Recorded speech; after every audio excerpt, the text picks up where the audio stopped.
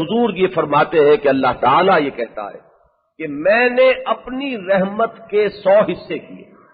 99 حصے میں نے اپنے پاس رکھے، اور 100واں حصہ جو ہے، ایک حصہ وہ میں نے کل مخلوقات میں تقسیم کر دیا۔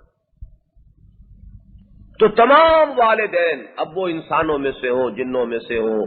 کل مخلوقات میں سے ہوں، حیوانات میں سے ہوں، ان کے دلوں میں جو رحمت ہے وہ سب میرے اس رحمت کے 100ویں حصے کا ظہور ہے۔ اس کو مولانا عبید اللہ سندھی نے پھر یوں بیان کیا۔ اب دیکھیے، میں نے عرض کیا تھا کہ اس میں ہر ذہین آدمی کا ذہن کسی طرف جائے گا اور کوئی نقطہ وہ نکال لے گا کہ والدین میں رحمت کی 2 کیفیات ہوتی ہیں، ایک والد کی رحمت کچھ اور ہے، شفقت کچھ اور ہے، اور والدہ کی کچھ اور ہے۔ والد کی شفقت میں یہ چیز مد نظر ہوگی کہ بیٹا ترقی کرے، اعلیٰ مراتب پر پہنچے، چاہے اسے مشقت جھیلنی پڑے، تکلیف کرنی پڑے، اس کے سامنے کچھ اور ہے مقاصد، اور وہ اس کے لیے اولاد کی مشقت اور تکلیف کو بھی جھیلنے کو تیار ہے ان اعلیٰ تر مقاصد کے لیے۔ والدہ کا معاملہ بالکل اور ہوگا، تکلیف نہ پہنچے، وہ جو ایک ذاتی عافیت ہے اس کی رحمت جو ہے وہ اس درجے کے اندر رہے گی۔ تو رحمان میں ان کا کہنا یہ ہے کہ یہ جو باپ کی رحمت و شفقت ہے وہ تمام مخلوقات کی رحمت کو جمع کر کے اسے 100 سے ضرب دیجئے تو وہ تو ہے لفظ رحمان کا ایک ظہور، اور والدہ کی شفقت اور محبت اور رحمت جو ہے اس کو تمام مخلوقات کی اس سطح پر جمع کر کے اس کو 100 سے ضرب دیجئے تو یہ ہوگا لفظ رحیم کا ظہور۔ رحمان اور رحیم میں ایک اور نقطہ،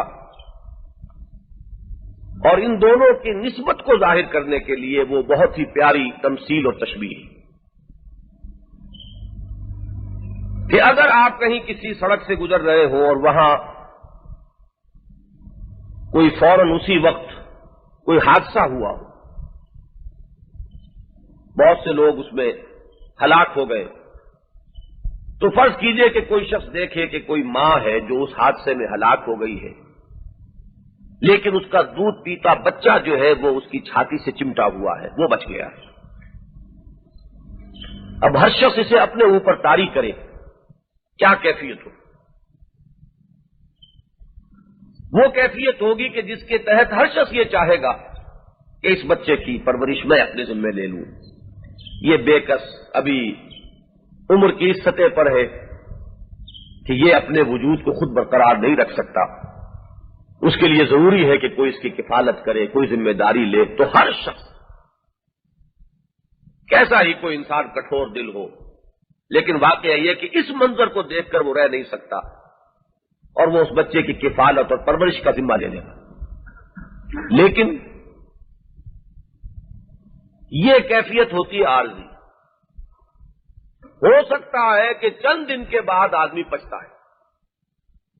یہ کیا بوجھ میں اپنے ذمہ لے بیٹھا، وہ تو جوش خروش تو ختم ہوا، وہ تو ایک وقتی کیفیت تھی جو آئی اور گئی۔ اب اس نے اپنے ذمہ داریوں میں جو اضافہ کر لیا ہے، میری ذمہ داریاں پہلے ہی بہت تھیں، یہ وقتی طور پر میں نے جوش میں آ کر یہ ایک اضافی ذمہ داری اپنے سر لے لی ہے، تو ہم محسوس کرتے ہیں کہ ہم میں سے اکثر کا حال تو یہ ہوگا کہ بعد میں شاید ہم پچھتائیں۔ اس کی وجہ کیا ہے کہ ایک کیفیت تو ہے، دوسری نہیں ہے، جبکہ اللہ تعالی کی رحمت کے اندر یہ دونوں شانیں موجود ہیں، وہ ہیجان والی شان بھی ہے، اور یہ جان لیجئے کہ اس کے اندر وہ عارضی پنے والا جن کو احساس ہوا ہے وہ میری ناچیز رائے میں مغالطہ ہے۔ اللہ کی تمام شانیں مستقل بذات ہیں، پائیدار ہیں۔ رحمت خداوندی کی یہ دونوں شانیں بیک وقت ہیں۔ ہمارے اندر تو کبھی کسی شان کا کوئی ہلکا سا کوئی پرتاؤ آ گیا تو ہمیں کچھ سمجھنے میں اس سے مدد مل جاتی ہے، صرف اس لیے، ورنہ یہ ہے کہ ہم تو واقعتاً کسی شے کے دوام اور استمرار کا تصور بھی نہیں کر سکتے۔ پھر یہ کہ اللہ تعالی کی قدرت، کتنی قدرت یہ ہمارے